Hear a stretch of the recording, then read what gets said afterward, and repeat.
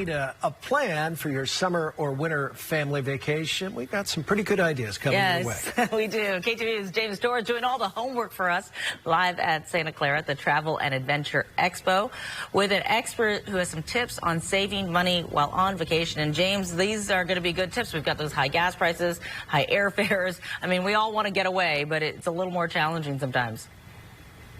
Yeah, that's exactly right. And I think the number one conversation whenever you're planning a trip is the budget. How do you want to pay for this? How do you pay for it in the most efficient way? Well, there's a book to do that. This is Stop Dreaming, Start Traveling. It has a quote on here that says it's your ultimate get-out-of-town free card. And I'm speaking to the author here this morning, Mr. Russell Hannon, who's going to be a speaker at the Expo this weekend. Good morning to you. Thanks for joining us. You know, we have inflation.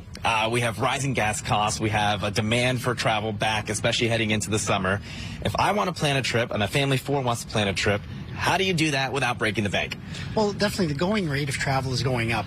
With inflation, as you said, fuel prices going up, inflation across the board. But the good thing is travel doesn't need to be expensive. Unlike commodities and other industries, no other industry has so many inexpensive alternatives to choose from in terms of when you travel, where you go, how you travel. And really, from a travel perspective, 5 things can inflate your travel budget, or as I say, make it fat. F for the cost of food, A for accommodations, T for transportation, roaming, and spending. So what I suggest, if you can find one easy way to save money in each of those 5 areas, it's realistic and even easy to save hundreds and sometimes thousands of dollars on any given trip. Sure. You have a really interesting perspective, because I feel like oftentimes when you think of a destination, you know, if you think Boston versus London versus the Maldives, when you think that destination, it has this connotation that like that place is expensive.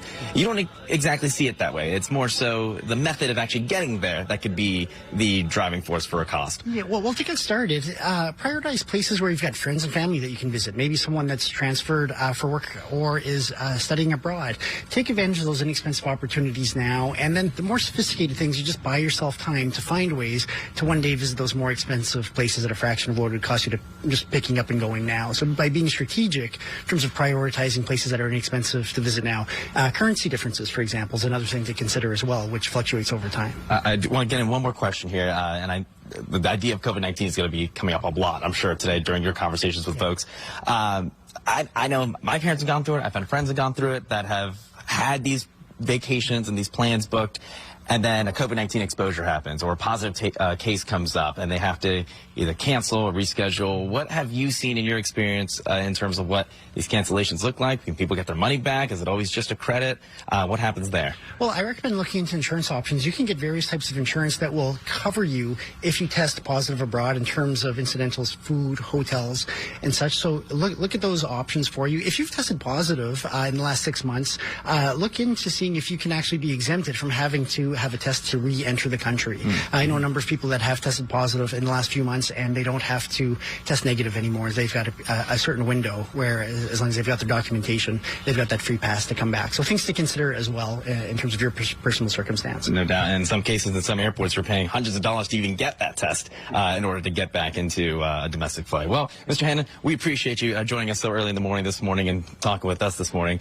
We still got plenty of tips to talk about, and coming up in the next half hour, we'll show you some of the other destinations that you can learn about if you come out here. So stay tuned. Franklin, Claudine, I'll have some more info for you. Sounds great, James. Thank you for